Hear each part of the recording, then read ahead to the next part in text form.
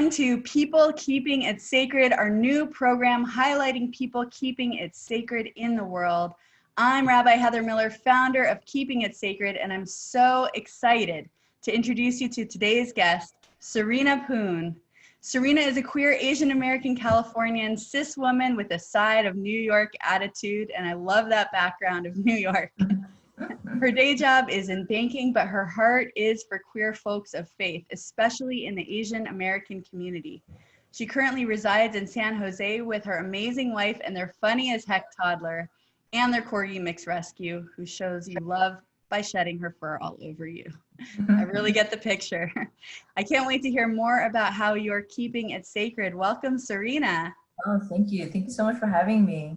Oh, absolutely. This is such an honor. You know, we met on a panel and I just was really taken by your story and your thoughts. And I wanted to highlight your life and your work in the world, your sacred work in the world, because you really are someone who's keeping it sacred. And I want to get into that. I'd love to hear a little bit more and have our viewers get to know you a little bit about, you know, your heart is really with queer folks of faith. So I wanted to know if we could talk a little bit about your faith journey, if you could share a little bit about your story being raised in the church and finding your way and claiming it for yourself, because I think that that story, that ability to kind of be raised within and then really come back and claim it yourself is a coming of age kind of a story. And it's also something that I hope that everybody has the opportunity to do, is really like confirm their feelings and thoughts about what is sacred. Yeah, definitely. Yeah, so as you mentioned, I was raised in the church, so my parents are pastors. I would say more so like my dad, when I was growing up, my dad was a pastor and my mom was a child family psychologist when I was growing up. But then when I was about 15, she left her job and actually worked full-time with my dad. So they very much are partners in what they do. And I always kind of equate us to like the Clintons in a sense that my parents are very much like Bill and Hillary. They're very equal footing. My dad, he's progressive in the sense that he doesn't believe that like a woman shouldn't preach or anything like that. Like there's a lot of times when they are preaching side by side, and they're still doing doing that work. Right on. So, you know, when I was growing up, I was very close to them as an only child, and I was very much a leader. They never made me feel like I was being too bossy or things like that. They encouraged my leadership, and I was very, motivated to be the best that I could be. And it wasn't even, as an Asian American, as a Chinese American, like a lot of our parents from my generation are first generation immigrants to the States. So like my parents grew up in Hong Kong and they immigrated to the States and to Canada back in their college years, and very much like the first in their families to come over. And like my dad, he's the oldest in his family, and he came over and basically like paved the way for the rest of his like sisters and his brother to come over. He like help them go through school, all that stuff, like financially and stuff like that. So have this like, a lot of us from my generation, we have this pressure to do really well, either from our parents or self-imposed, and like we have to do really well, like and succeed so that we can provide for our parents and just because our parents sacrificed so much so that we can have a better life. And my parents never we didn't really lean too hard on that, but I think for myself, I wanted to do really well. Honor student, like varsity basketball, all this stuff. I went to undergrad. I went to Tufts University in Boston, which is all the way across the country. And so like I really wanted to do well and to make them proud, and make myself proud more so too. Like I wanted to do the best. And so it was like this perfect pastor's kid, like this perfect Chinese American pastor's kid, and very much like kids younger than me. Their parents would be like, well, look at Serena, like she's doing all this stuff, you could do it too, or whatever, and set this example. And I would also partner with my parents in their ministry as well. And up until then I went to grad school at UCLA, and then I was, helping them with their ministry, not just at their church, but they also opened up an orphanage in China for special needs kids. So they were like going back and forth. Their vision was to like also continue ministry, go back to China and serve in that capacity. And I give them a lot of credit. They're doing what they had this vision to do ever since they first met. And also, like, I was just always involved with ministry since I was at least in middle school, and like I was always in leadership. So they saw that as part of my life, and I saw it too. I really thought I was going to go into full-time ministry, and then and then I'm like, oh, surprise, I'm gay. So super queer. And I didn't come out so much later, like in my late 20s, 27, 28. And it wasn't until I moved actually to New York that I felt the freedom to explore my sexuality. And I came to a point in my faith where I was just, and I had been praying to not feel these feelings for a long time, to, because part of the inner healing and deliverance that my parents were teaching is like, you can be delivered from these same-sex feelings and whatnot, and sexuality or whatever. And I was trying to do that for a while, and I acknowledged that I was attracted to women. And it's interesting though, like I just didn't date in general, and I felt like God was not giving it to me. And then people would say these things, just kind of annoying rhetoric, which is like, oh, if you follow God and obey him, he'll give you the desires of your heart. And I was like, the desire of my heart is to share my life with somebody. So then where is this? Like I've done everything right. I was the poster child. I did everything I'm supposed to do. And I'm like, where is it? And I came to this crisis of faith where I'm just like, F this. Like I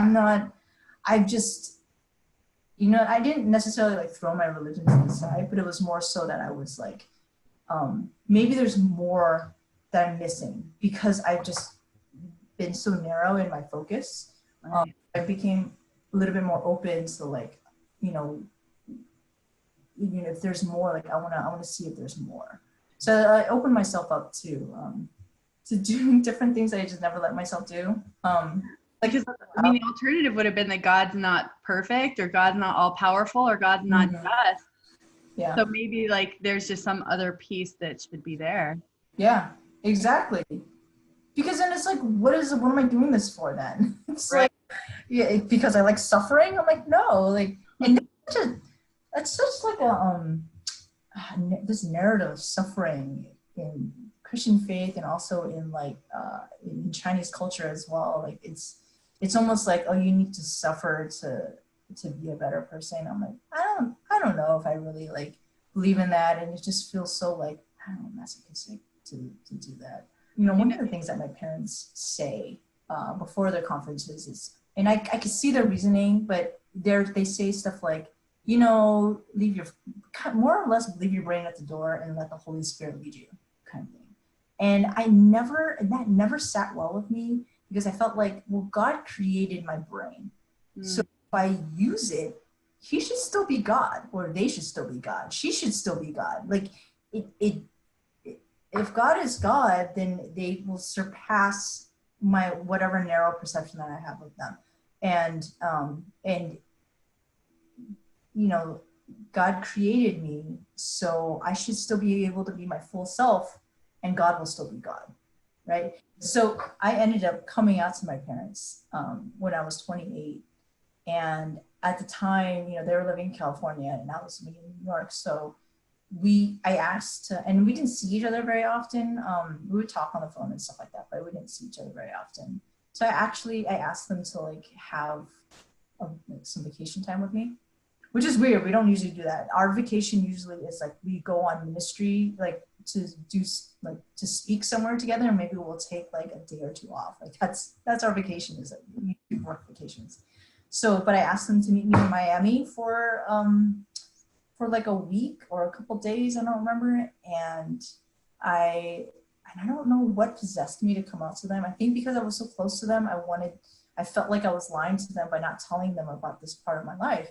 And at that point I was, had a girlfriend, and not that I was serious about like, you know, like marrying her or anything like that, but I just felt like I wasn't, this is such a huge part of my life at that point, and I just wasn't telling them. So Right. I'm in Miami, and I ended up coming out to them, and we were having a nice dinner at a nice place. And I told them like, I think at the time I was like, I think I'm bisexual. I wouldn't consider myself bisexual now, but I think it was just, I was going through just trying to figure out how to tell them. And I was like, I think I'm bisexual. And I was just basically came out to them. And, you know, the reaction was not what I expected. It was actually, they were like, okay. And it was calm. And it was like, they didn't blow up, maybe because we're in a restaurant, or maybe, I don't know, but they didn't, I was like, oh, that went pretty well, you know, that wasn't so bad. Okay, so then we went back to the hotel, and then the next morning, we were sharing a room, and they usually get up really early in the morning to do devotionals together or whatever and pray and stuff. I think they still do this. And I saw them, they had already left the room in the morning, and I woke up and I saw them, I was in the balcony, I could see them kind of having this conversation. And my mom ran off, and I was like, oh, something's happening. And then they came back to the room. And so I think what happened was like, they just wanted to talk to each other about what was going on. And they were like, oh, let's go to the beach and have a conversation. And so basically my dad was like, so it's just us three on the beach. And my dad was like, oh, Serena, I'm not Dick Cheney. Like, I can't have a job. Like, I can't be in ministry and serve and lead people if my daughter is gay. And is, Right, because Dick Cheney's daughter is gay, and exactly. he's relatively supportive. Yeah, he is. But then he's also like a leader of like, you know, the conservative politics. So basically, they told me like, if I don't pray with them right there and then, and pray against this, that they will sell the house in California. My dad will have to resign from the church. They will, then they'll move to New York, and they'll help me through this.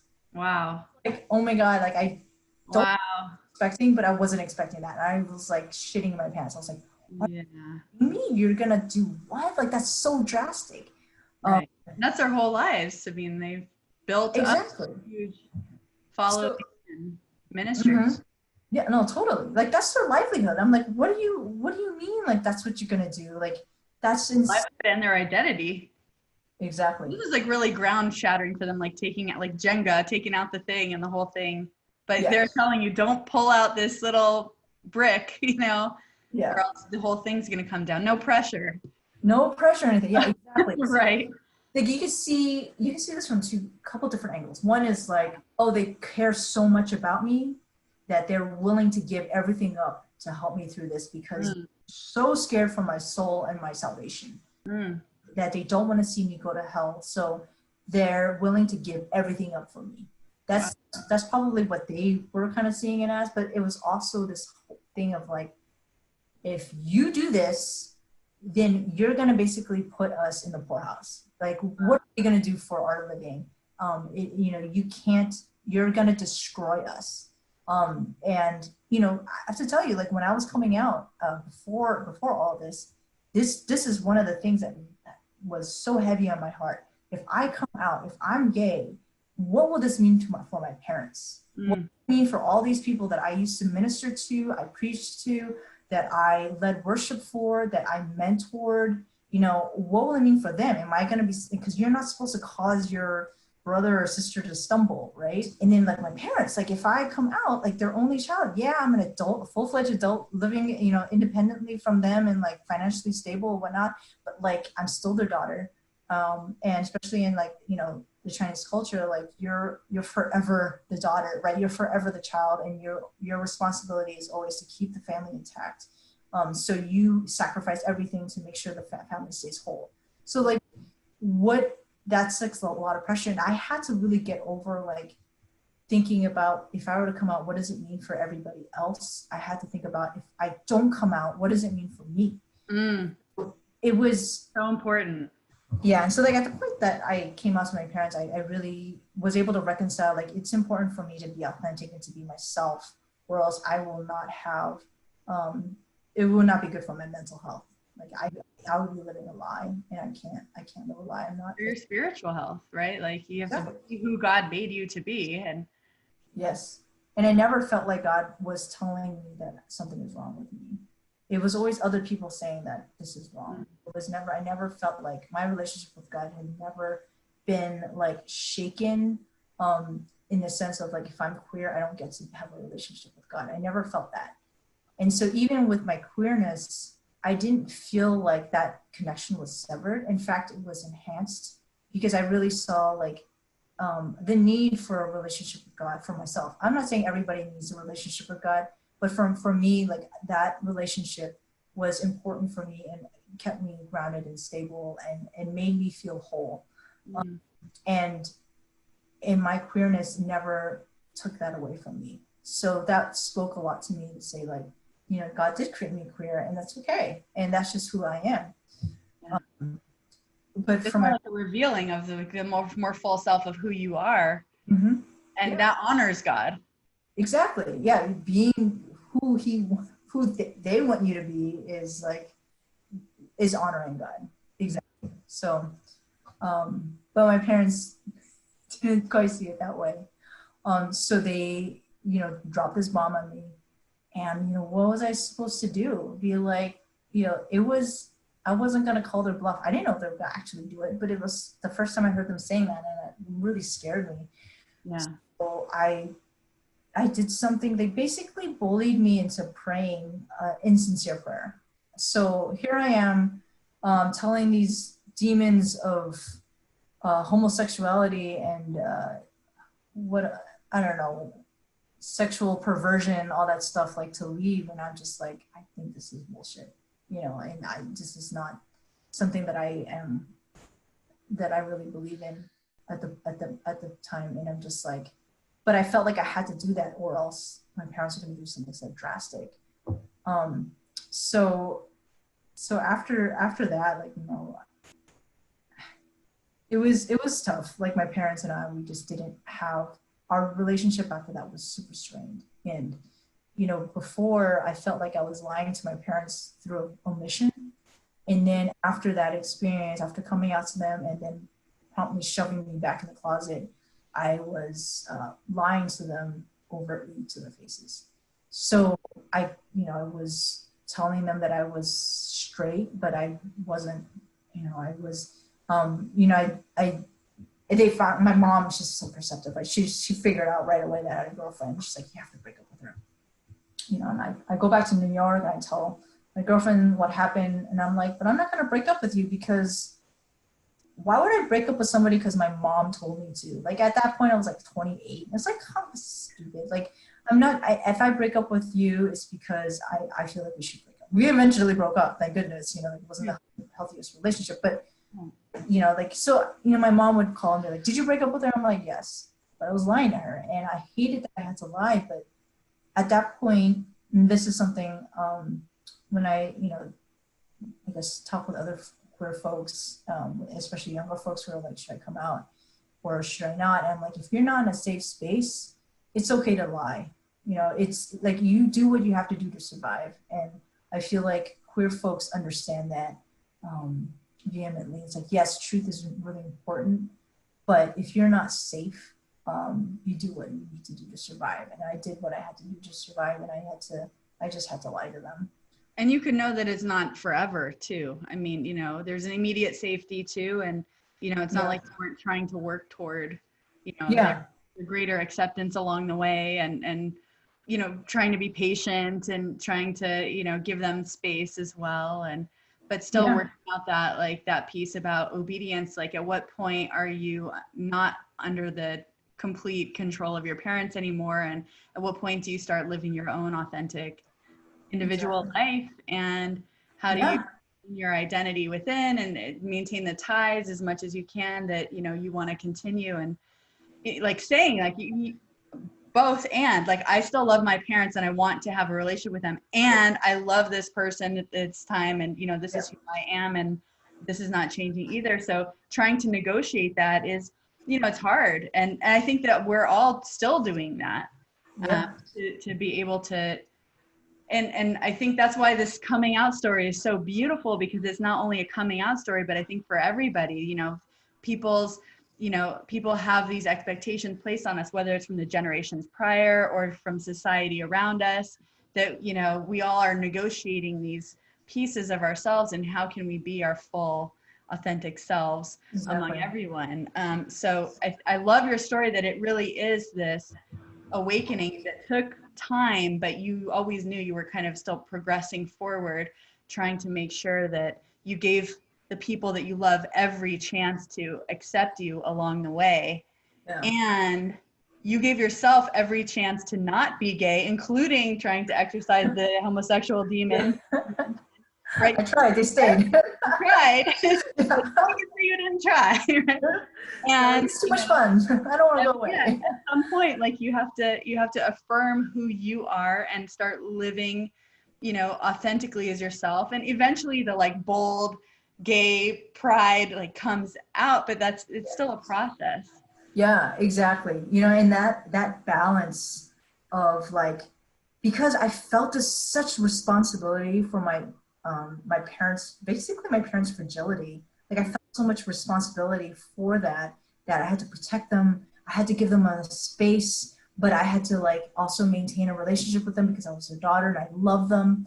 I still do, and it's like but then at the same time, I can't go too overboard with that, because then I take too much of myself out of that. Because at a certain point, it's like I had to realize, like, you know what, this is also their responsibility. It's not all on me.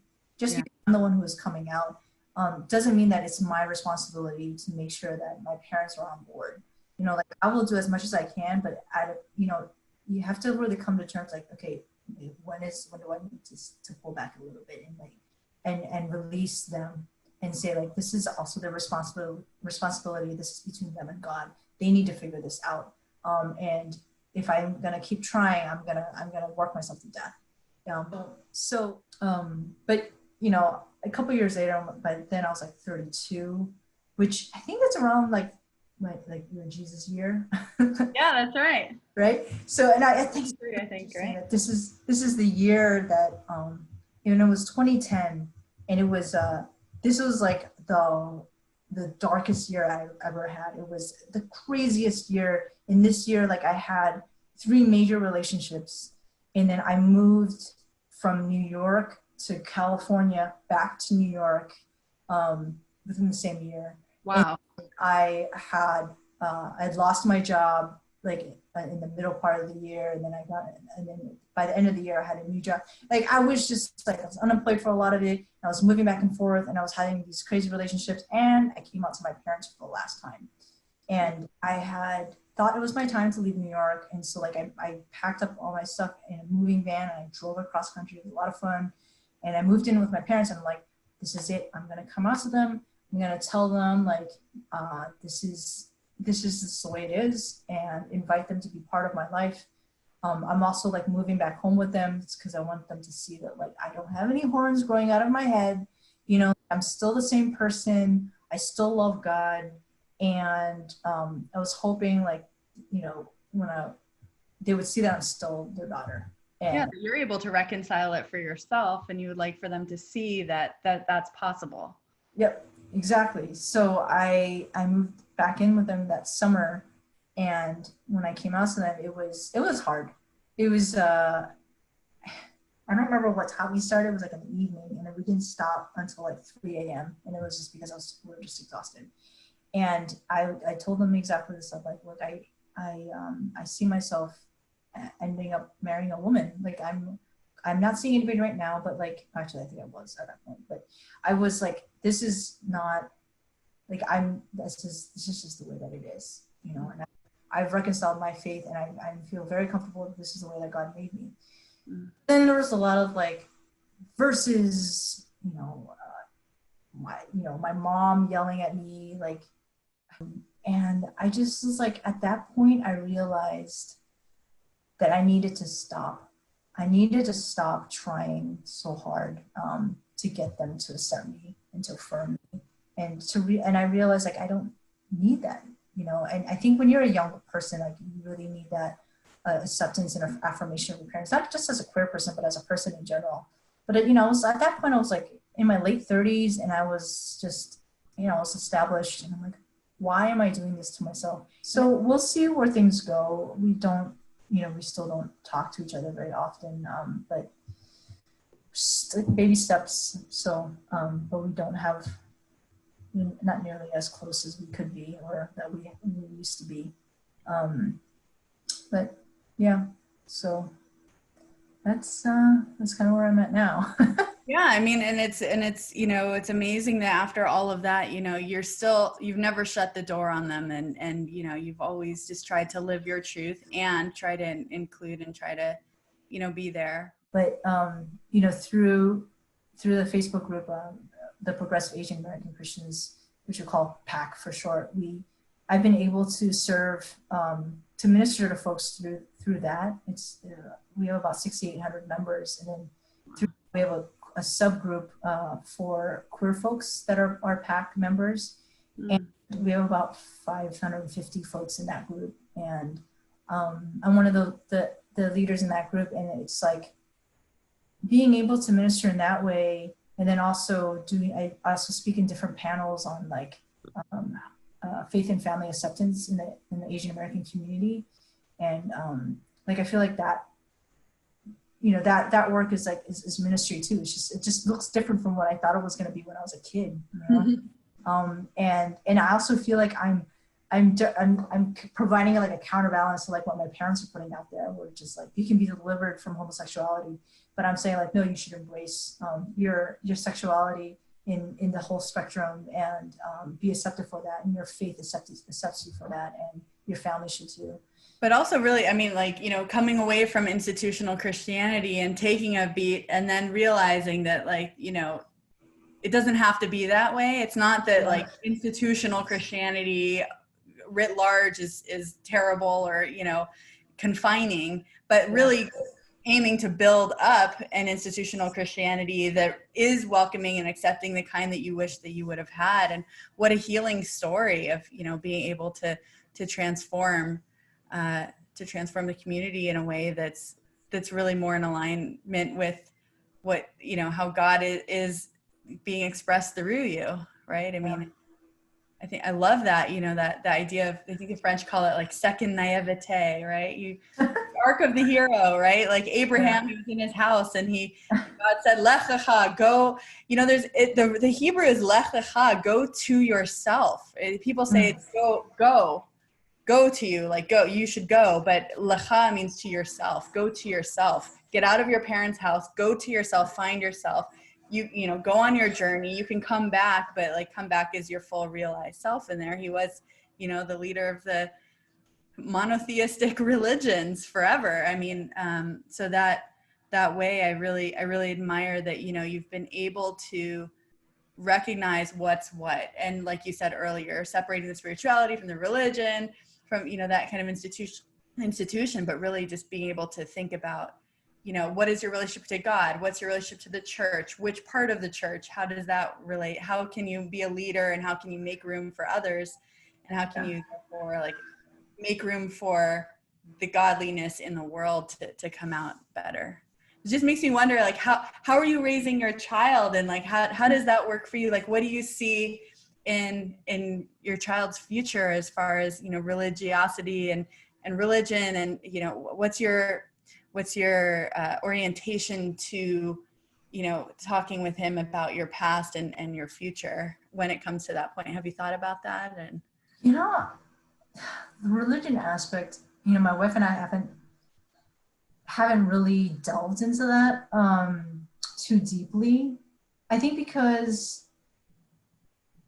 you know, and it's really interesting because like the way that I was raised was so, like, the church was so intertwined with my upbringing, that a lot of my earliest memories are of church, you know, like going to church, the community there, and it was so important for me. And it's I mean, the church raised me, basically. And so when I look at our child, you know, we're not really part of a church right now. And there is a UMC that we liked in Japantown that we'll probably go to maybe more consistently when all this, when people can actually meet for churches again. Right. But we're not like, I don't know. I don't feel a great need to like be in a brick and mortar place. But our church community, my church community, my faith community is more or less online at this point. Yeah. Because of COVID-19, but because, there's just a different way of doing church and, a different way of doing a faith community. And so like, I would say like, I'm part of this like really large network, this really large faith community that is not confined to like four walls of a church. Or geography at all. Yeah, and it's kind of like, well, what does that look like to raise a child in that? And I'm like, I don't know. Like, I think this is something that we're gonna kind of come across, and we don't really talk to him about God. We talk to him about race. We talk to him because we brought him to like all the protests and stuff like that. He understands. He's only 3, but he understands like people are different colors and people are like treated differently, can be treated differently because of that. He knows about families with like 2 mommies, 2 daddies, one mommy, 1 daddy, mommy and a daddy. He knows that, like he understands he's got 2 mommies and that's different from the rest of his class. But the things that we teach him, like to be kind, to be generous, I think these are things that I grew up learning from the church, and these are really great, Christian elements. Not just Christian. It's not, I don't even want to say that. It's not like, oh, only Christians are like that, because I think some of the worst people I know are Christians. Like they don't, just because you're a Christian doesn't mean that you're morally upright. So yeah, like this is something like, I don't know if we're going to be raising him with a religion per se. If anything, I want to raise him to be a kind person who will fight for other people, who will stand up for people, who will stand up for himself. I want to raise him to be somebody who's proud of himself and not trying to make other people proud. Well, thank you so much for sharing so much of your life. I wondered where can people find you, or what projects do you want our audience to know about? Well, definitely the Progressive Asian American Christians Facebook group. We also have a website. It's called it's just PAA Christians. So Progressive Asian American Christians. So PAAChristians.org. So if you're interested in joining the community or finding out what we're up to, we do, aside from this year, we have a year annual conference. And then within the group, like if you find yourself, if you're identified as a queer person, we also have that subgroup too. Like if you're interested in that, you can find me online on Facebook under Serena Poon. I think it's dash. Well, anyway, you should be able to find me. So those are definitely, I would definitely encourage you, if you're interested in finding out a little bit more about that, you can find it online there. Thank you so much for your openness and your sharing and your story. I just think it's so beautiful to hear how you've kind of claimed your tradition for yourself and are looking for creative ways to translate that to your child and do that in partnership with your wife, who clearly you love partnering with so much. So that's so wonderful. Thank you for sharing that with our audience. And thank you to our audience also for tuning in. If you have someone that you'd like to recommend that we host on the show, please do contact us at rabbiheathermiller.com. There you can find all kinds of ways to sign up for our newsletter and stay up to date with all that we're programming, opportunities to study together, and more. Thank you, everyone, for keeping it sacred. See you next time.